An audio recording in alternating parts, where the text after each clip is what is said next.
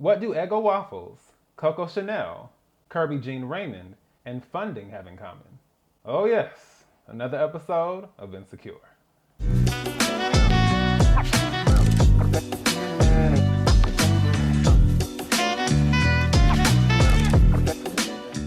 Hey everyone, this is D, Movieman, fellow cinephile, popcorn addict, and emerging film critic, coming to you with reliable recaps, reviews, and reactions.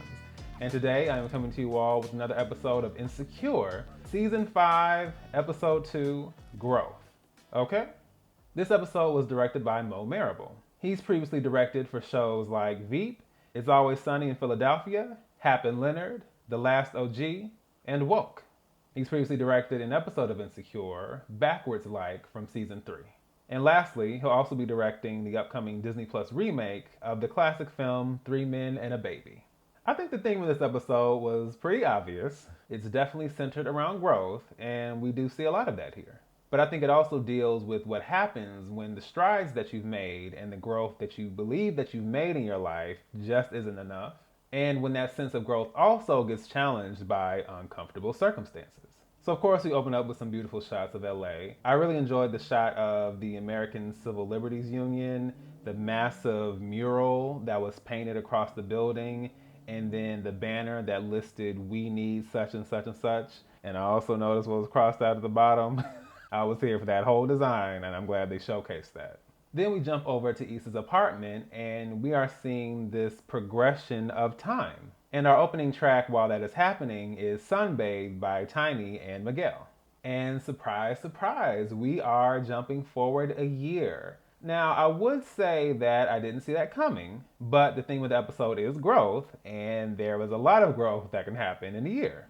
So I actually thought that was a pretty cool choice. We catch up with Molly and Issa, and they both seem to be in a really good place. Issa's company, The Block, has officially hit 10,000 followers on Instagram, so she has definitely built up her following, and she is so excited to let Koya know, but it's all good because Koya is already in her house, and she wasn't aware of it. And of course, she is also preparing the to-go bags with the Eggo waffles and the syrup, complete with hand warmers, because I do recall that development from last season. But Koya is here ahead of schedule because her roommate and her roommate's man get it in a little too loud for her liking. I mean, the roommate is her mother and her roommate's man is her dad, but that's besides the point. And as for Molly, she's getting her woosah. She is getting her meditation on. She is centering herself. I also couldn't help noticing the new fade that she is rocking. And as soon as I saw that, a very specific quote came to mind because my friends have used it or referenced it and they've actually done it. It's a quote by the late Coco Chanel that says, "A woman that cuts her hair is about to change her life." And I don't know what it is. It is just something about those haircuts that just represent change and transformation and just moving forward into a new stage in your life. And that is exactly where Molly is right now. Everything is going good at work. She and Torian seem to be getting along. I was loving that blue power suit that she was rocking. So life is definitely looking good for Molly. We see that Issa is spearheading a new event with a book signing of The Vanishing Half by Britt Bennett.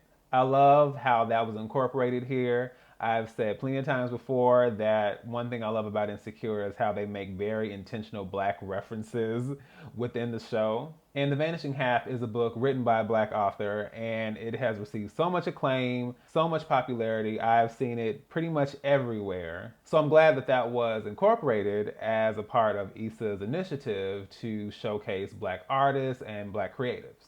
So the event is an absolute success, and for further confirmation, one of the attendees tells Issa how much she enjoyed the event and how much she appreciated, and the fact that Issa saved her life.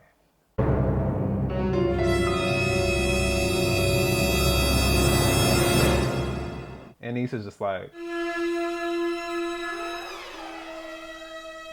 But creepy Joker smiles aside, life also seems to be going really well for Issa, especially professionally. We also see that she and Molly are back on track. They're having sleepovers. Molly is trying to sing the best friend theme song, even though the lyrics are off, but that's okay. They are back on track. They are good. So like I said, growth, okay? Issa meets up with Nathan at the barbershop to discuss the 1-year anniversary party that they want to throw. So Issa and Nathan sit down at the restaurant to plan out more of their ideas for the party. And we find out that over this year, Issa has really been on the fast track. Over the last 6 months, she has connected with Nadia, who we know was featured on the alumni panel as the owner of Nothing But Water. And thanks to Issa's networking, she is now on board with Nothing But Water, aka MBW. We see Molly pop up at a family barbecue / birthday party for her nephew Isaac. She has a brief discussion with her mother and father about estate planning, which they clearly have not prepared for because all they hand over is this little piece of paper that has a list of like miscellaneous items in pencil, just so a couple of things could be re-added elsewhere, just in case one of their children got on their nerves. In this case, Jerome. Also, Molly's mother decides to do that extremely frustrating thing that many parents love to do, where they just shove someone into their child's face to force a connection that's not even there. In this case, it's Herbert, who became a deacon at 15, and as we later find out, is a huge innovator when it comes to Jesus trap music. Jesus gang, Jesus gang, Jesus gang. Getting on the cross on Friday, got the game on Sunday. Oh man, and that immediately took me back to Erica Campbell. I love God. You don't love God? What's wrong with you? And that song, there was so much controversy over that song because it was like, you're using trap music and you're talking about the Lord and, this is too worldly and so on and so forth. And ultimately, I understand the blending of the two is awkward, but also just like, is it not a good thing to try to reach other people with that medium to talk about how much we love God? No? Is it just me? Okay. Next, we see Issa advocating for her newest event, which will be a fashion show featuring an upcoming designer named Crenshawn, played by none other than Kofi Siriboe. As soon as I saw his face pop up on screen, in my head, I could hear millions of women all across the country just going bananas. And I know that because I specifically remember attending an advanced screening of Girls Trip. And whenever that man came on screen, it was just like, oh, like it was pandemonium, okay? And hey, I can't be mad at that. If you got it, you got it. A big part of Crenshawn's inspiration is discovering fashion while he was incarcerated. And he has also made it a point to hire inmates so that they can gain experience to find jobs on the outside, which I think is pretty awesome. However, Seth, the head of sponsorships, and who also happens to be a man of a certain hue, is not completely sold on Crenshawn's vision. And I really don't have to get too deep into this. We have seen this in real life in so many different dynamics, facets, different industries across the board. There are always these scenarios where Black artistry is questioned, and it's usually only acceptable as long as it falls in certain parameters. And Issa's whole point is to highlight somebody from the community, which is the whole point of the block. Later we see Issa at Molly's. Issa tells Molly about her work dilemma, and for Molly it's simple. Your boss has a boss, right? So why don't you just go over his head and talk to Nadia and then just express your concerns to her? Simple enough, right? I kid you not. When Molly showed Issa that picture of Herbert and she was like, oh, his daddy cute, show me him. And then Molly is just sitting there with the phone like, show me him, Molly. Show me him. Why y'all doing Herbert like this? That man's just trying to make his trap music and keep it moving. I mean, the man can't help that he aged prematurely.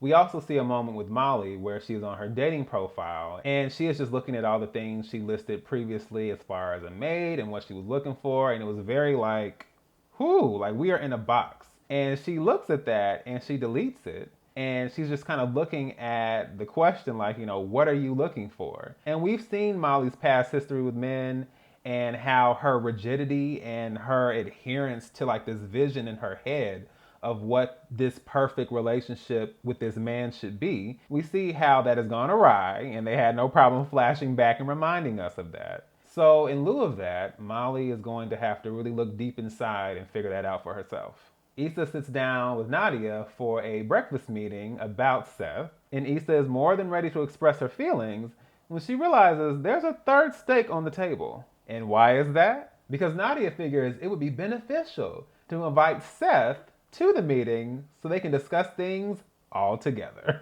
I was like, ooh. And I understand what Issa was trying to do, but I'm like, you see how quickly that backfired.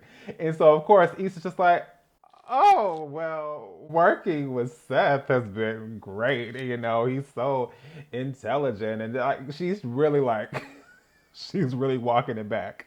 But Issa is really fighting for Crenshawn's vision to be heard and to be featured in this fashion show. Seth is concerned because they are a young company and they have to be very mindful of the moves that they make. But in the end, Issa does convince them to take on Crenshawn, but, and there's the big but, we have some notes.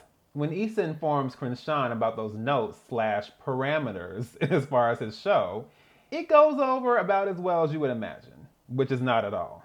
He's like, you know what, maybe I should wait for somebody who actually gets the vision. But Issa is very, very persuasive, and in the end, she does convince him to just, you know, give it a shot and see where we can go from here. Because ultimately, Issa wants to see him win, and she wants to win along with him. So it looks like Crenshawn is officially on board. We fast forward to the day of the fashion show, which is taking place at the California African American Museum, and the title of Crenshawn's show is Cut from a Different Cloth. We see Molly show up to support Issa, and we also find out that Koya is still not checking for Molly because she still thinks that Molly had a gun during that big blow up at the block party last season. So she takes her metal detector. She's like, okay. Also, one of the last people that Issa would be interested in talking to is here. That's right. Our favorite reporter, or should I say reporter, from last year's block party has arrived. Shannon on the scene, who apparently has started her YouTube channel, and she's here with a very special message. Tonight in South LA, Negroes gathered for fried chicken, cocoa butter, and violence. And she's all too excited to report on another Issa D event. However, that interview gets cut short because Issa has quickly discovered that Crenshawn has gone rogue. Like an X-Men bitch. He has decided to completely ignore the notes and incorporate everything that was recommended to not be in the show back into the show. And ultimately, they have this big back and forth about it, and I get both sides of the argument. I really do.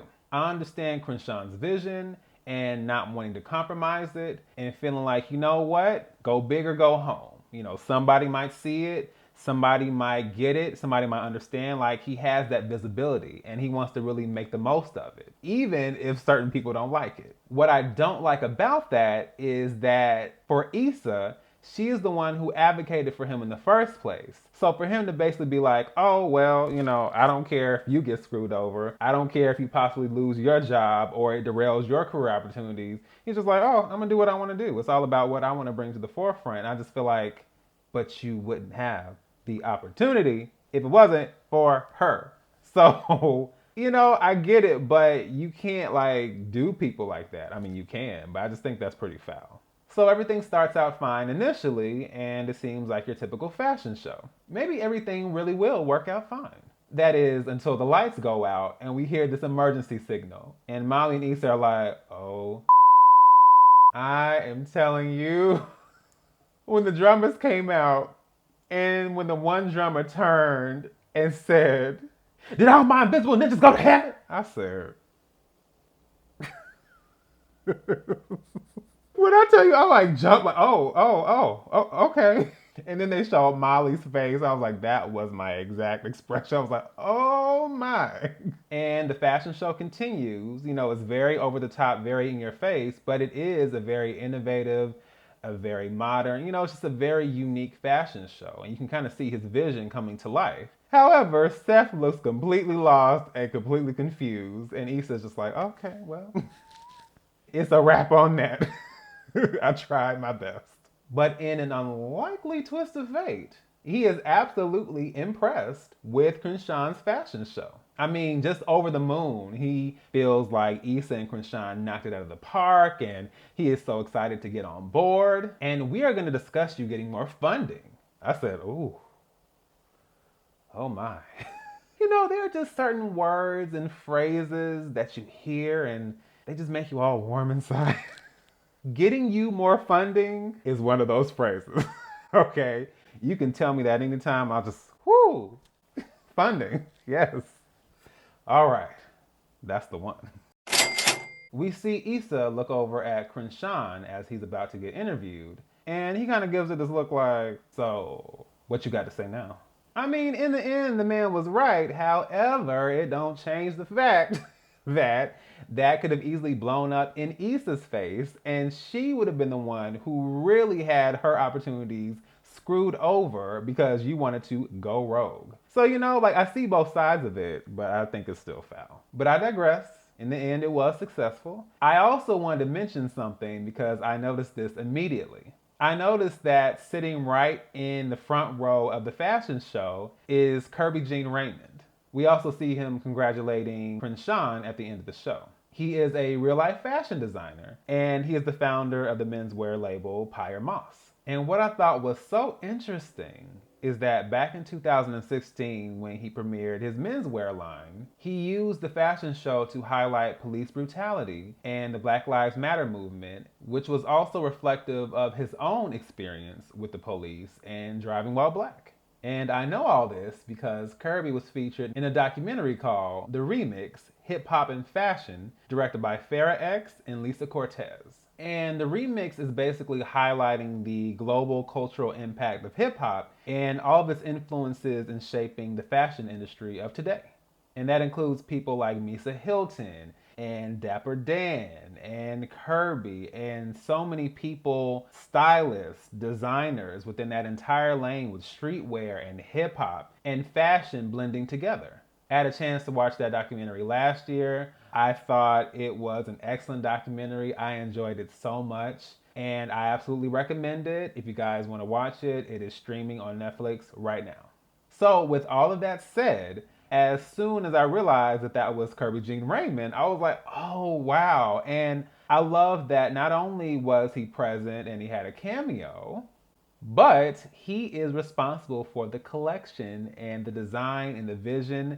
He is responsible for what we saw. And it really makes sense as far as Crenshawn using his collection to make this really bold statement the same way that Kerby Jean-Raymond did with his line. And of course, stumbling upon this sudden success and acclaim just by sticking to his guns and going for it. Once again, highlighting Black culture and those specific references. Love it. We briefly see Molly on a date, and it looks like she is ready to just shake off the usual Molly that we've seen, and she is ready to just enjoy herself and go with the flow and have a good time. We see Issa and Nathan hanging out, but Issa is overworked, she is tired, she has been through a lot, so she's falling asleep. But as Nathan is about to head out, she asks him, did you want to just sleep over? I'm not even going to say anything. So they're in the bed, they're about to have this moment, and Issa starts crying in this man's mouth.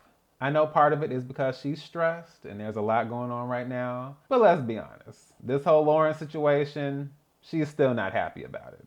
I was done with this crying that Issa was doing because it was that real awkward, cringy cry that some people do and you have to try to remain serious. Like, I'm just like, I'm gonna need you to cut that out because it's gonna be real hard for me to keep a straight face. And then you're gonna be mad at me for laughing at you while you're crying, even though your crying is real awkward and cringy. But moving on. So Nathan does comfort her, at least momentarily, but then Issa is woken up by the sound of Nathan leaving. And she just falls back and she just lays there. And I think Issa is realizing that despite all the growth that she has made in her life, there's still something that's just missing. And we cut to black as the track Icarus by Fauna Hughes plays in the background. And that closes out episode 3, Growth. Okay? We saw a lot in this episode. We saw a lot of progression. We saw a lot of jumping forward. A lot of interesting developments with relationships, or lack thereof in some cases. I'm really digging the space that Issa and Molly are in right now, especially individually as well as in their friendship. And so I'm interested, even a few episodes from now, what is that going to look like? And how are we going to continue to progress in their lives and just everything that's happening for them? I'm actually really excited to see that. So, once again, this is D, Movieman, signing off. And I'll see you at the movies.